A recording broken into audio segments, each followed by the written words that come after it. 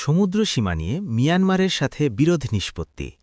জার্মানির হামবুর্গে অবস্থিত সমুদ্র আইন বিষয়ক আন্তর্জাতিক আদালত international tribunal for the law of the sea ITLOS দ্বিপাক্ষীয় আলোচনার মাধ্যমে বিরোধ নিষ্পত্তি না হওয়ায় বাংলাদেশ ১৪ ডিসেম্বর ২০০৯ মিয়ানমারের বিরুদ্ধে মামলা করে।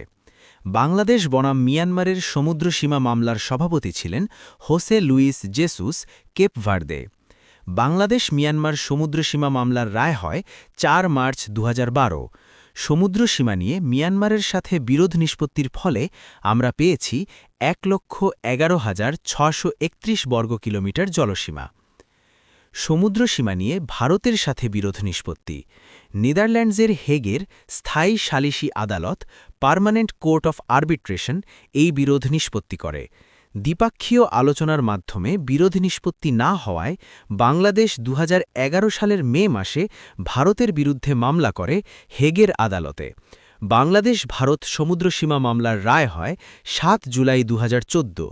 সমুদ্রসীমা নিয়ে ভারতের সাথে বিরোধ নিষ্পত্তির ফলে বাংলাদেশ ১,১৮,৮১৩ বর্গ কিলোমিটারের বেশি টেরিটোরিয়াল সমুদ্র ২০০ নটিক্যাল মাইল পর্যন্ত মহীসপানের তলদেশে সব ধরনের সম্পদের উপর সার্বভৌম অধিকার প্রতিষ্ঠা করতে পেরেছে।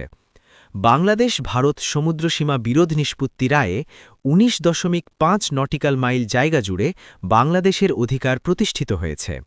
উক্ত আদালতের রায় অনুযায়ী বাংলাদেশ বঙ্গোপসাগরের বিরোধপূর্ণ ২৫,৬২২ বর্গ কিলোমিটারের মধ্যে ১৯,৪৬৭ বর্গ কিলোমিটার লাভ করে, আর ভারত পায় ৬,১৩৫ বর্গ কিলোমিটার।